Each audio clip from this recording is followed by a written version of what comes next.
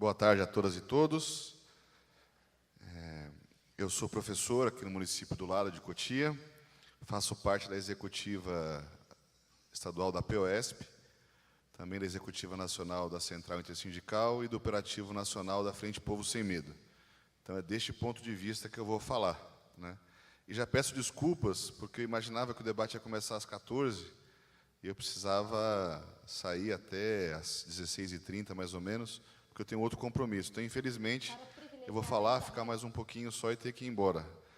Porque eu lamento, porque eu acho que tem alguns pontos que tem alguma polêmica e seria interessante a gente debater isso, né?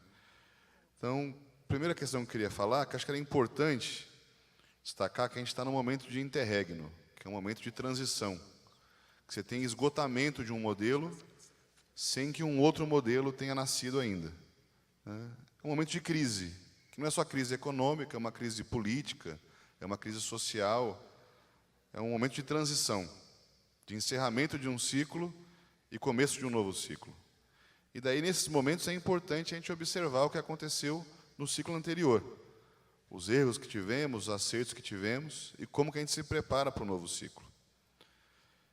E vamos olhar um pouquinho para o que foi a experiência do PT no governo, né? Uma experiência que a gente pode dizer que foi a experiência do lulismo, que tem algumas características, né? A principal delas é a característica de um certo tipo de conciliação, em que interesses diferentes, ou até mesmo contraditórios, foram, entre aspas, harmonizados sob a liderança do Lula. Como ele mesmo gosta de dizer, uma parcela dos empresários do Brasil teve lucros como nunca antes da história nesse país. Por outro lado, as parcelas mais empobrecidas da classe trabalhadora experimentaram uma mudança na sua condição de vida que não foi uma mudança superficial. Uma parcela expressiva da população passou a ter acesso a questões de direitos humanos que não tinham antes. Geladeira, eletricidade, alimentação, algum nível de sobrevivência, que não são as questões da classe média. As questões da classe média são outras. Mas, para essa parcela mais empobrecida, a mudança não foi uma mudança qualquer. Tanto foi assim que o Lula elegeu, reelegeu, elegeu a Dilma e reelegeu a Dilma, com base nesse voto popular por conta dessas mudanças. E não foi só as mudanças promovidas pelos programas assistenciais, o Bolsa Família. Foi, entre outras coisas, pela recuperação do salário mínimo, por políticas de geração de emprego e renda, enfim, que promoveram esse tipo de conciliação, que também foi chamado de ganha-ganha, né? Ocorre que esse modelo é um modelo que manteve inalterada as estruturas básicas de funcionamento da sociedade. O andar de cima ganhou, o andar de baixo ganhou, sem que houvesse transformação da estrutura da sociedade. Nenhuma das reformas de interesse popular que poderiam mexer com o perfil do Estado brasileiro foram feitas. Reforma agrária, reforma urbana, reforma tributária, reforma política, democratização dos meios de comunicação, a questão da dívida. Isso se manteve inalterado, numa espécie de empate, o que é muito diferente do que antigamente se postulava com um programa democrático popular, né?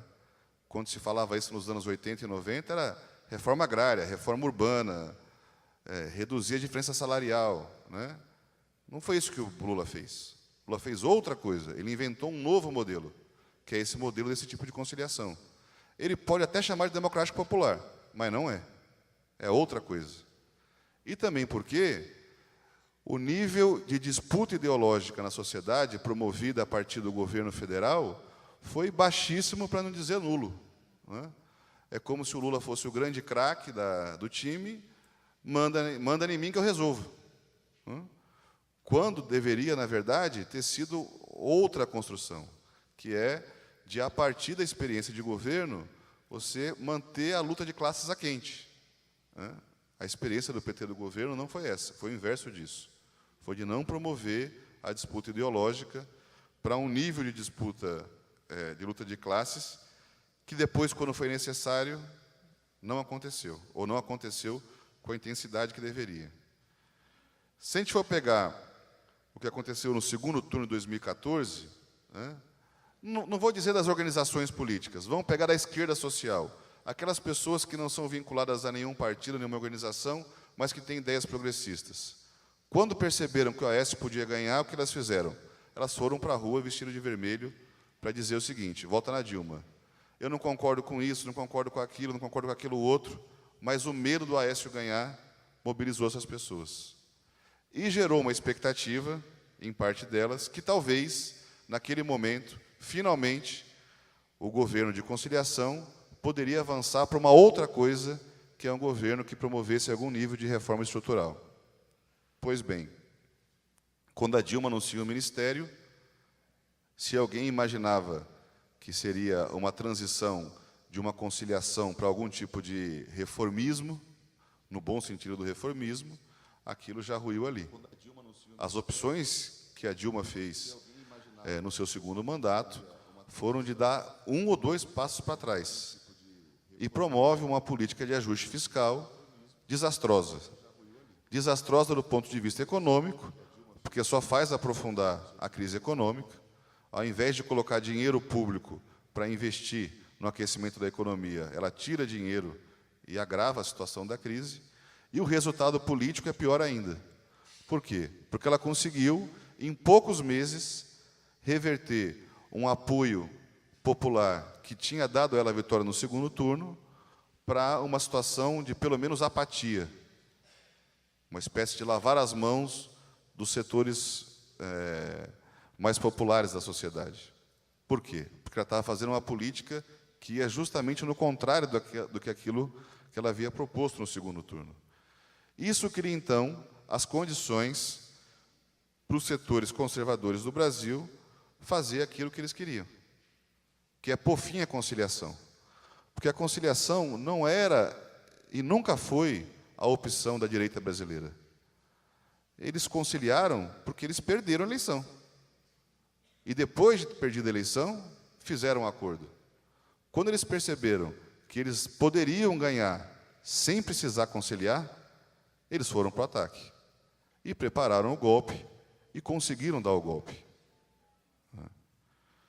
Inventaram o argumento das pedaladas fiscais, que depois disseram que podia, enfim. É um golpe moderno, é um golpe com características diferentes dos golpes anteriores, dos anos 60 e 70, mas foi um golpe. E um golpe que tinha uma razão de existir. Qual que é a razão do golpe? Não foi tirar a Dilma da presidência. A razão do golpe a gente está vendo agora, que é promover mudanças estruturais que, concordo com o Mané quando ele fala que eles estão destruindo aquilo que teve de ascenso nos anos 70 e 80. Mas acho que eles vão além disso. Eles estão destruindo os ascensos que houve ao longo da história da República. Porque o projeto de terceirização é acabar com a CLT. E a CLT é algo que vem dos anos 30, que, inclusive, a esquerda sempre teve críticas à CLT. Veja a situação que nós estamos. Que aquilo que era objeto de crítica nossa, somos obrigados a defender, porque as mudanças que eles propõem são piores do que isso ainda. É esse o momento que a gente está.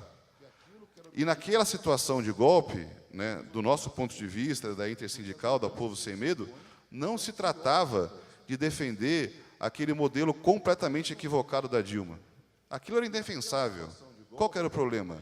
É o que estava se avizinhando, era algo muito pior do que aquilo, que é o que está hoje. E do nosso ponto de vista, não conseguir perceber que o que existia antes era ruim e o que tem agora são alguns graus pior, é um grave equívoco político para a gente. Né? Porque desarma o movimento. Né? Achar que as duas coisas tanto faz, não é tanto faz. Né? Esse tipo de reforma da Previdência e esse tipo de terceirização não é verdade que estava colocado da mesma maneira como está agora. Né? Isso não significa que aquilo estava certo. O que tem agora é muito pior. verdade, que estava colocado da mesma maneira como está agora. E essas mudanças, elas são mudanças que elas não são só conjunturais. Elas mudam a estrutura do Estado brasileiro. Se você acaba com a CLT, se você acaba com o modelo de previdência, não basta você ter um ascenso na conjuntura para você reverter isso. Porque para você reverter essas reformas, você vai precisar que elas sejam desfeitas por quem as fez, que é o parlamento. Imagine o tanto de esforço que vai ser necessário para a gente conseguir entrar numa conjuntura em que exista uma maioria parlamentar que vote pelo fim das reformas da Previdência e das terceirizações. Fazer essas mudanças, como eles estão fazendo, é, entre aspas, muito mais fácil do que desfazer. Então, é muito provável que a gente entre não só num ciclo conjuntural de adversidade, é num ciclo histórico de adversidade, que não vai durar 1 ou 2 anos. São mudanças que podem ter impacto de décadas. E isso exige da gente, da esquerda, do movimento social, mudanças e adaptações para enfrentar esse novo momento histórico. Porque, do nosso ponto de vista, o que está em xeque? É evidente que está em xeque o modelo anterior que foi promovido pelo PT nos governos. Ele promoveu alguma mudança social, muito pouco, né? Mas ele se esgotou, ele chegou ao seu limite. Esse modelo de conciliação deu o que tinha que dar. E ruiu justamente porque o lado de lá não queria conciliar mais. Então, insistir em querer voltar à roda da história e achar que, de novo, a gente pode entrar num novo ciclo de conciliação, em que você pode promover de novo o ganha-ganha, é um equívoco. Isso não, a roda da história não vai voltar. Por outro lado, também é um problema a gente imaginar que a gente vai conseguir ter um projeto de apelo popular dizendo que é a mesma coisa o que aconteceu nos governos do PT e o que acontece hoje. Por que isso é um problema? Porque o povo sabe que não é. O povo sabe que não é. Eu dou aula para a EJA, Educação de Jovens e Adultos, no Morro do Macaco, né? Uma das principais periferias de Cotia. Eu acho que não existe um aluno meu, né, de 5ª série do EJA, que não tenha percebido na carne a diferença. E não é com discurso ideológico, é pela experiência da vida concreta. Isso não significa que o teto da história seja aquele. O problema é que você só vai conseguir promover mudanças de profundidade estratégica, de profundidade estrutural, se você conseguir envolver essas pessoas, que é a maioria do povo brasileiro, que sabe que há diferenças e que está insatisfeito, seu antes.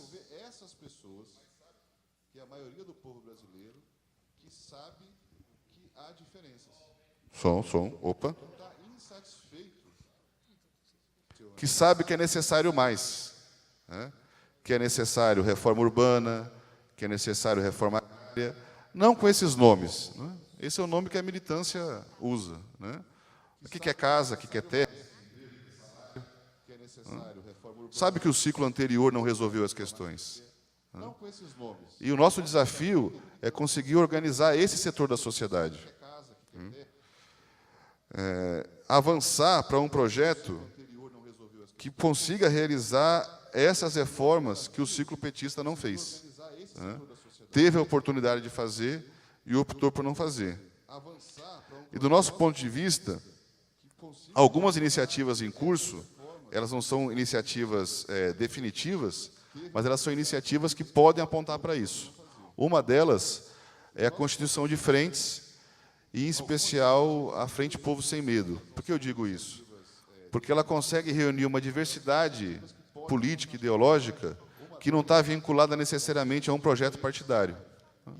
Nessa frente você tem desde setores como a CUT e a CTB, passando pela Intersindical, setores da Conlutas, movimento popular, movimento estudantil, que dentro dessa frente tem feito debates que vão nessa perspectiva, que não é nem de repetir esses erros anteriores e nem de cair no equívoco de imaginar que é tudo igual e que o povo compreende que seja tudo igual.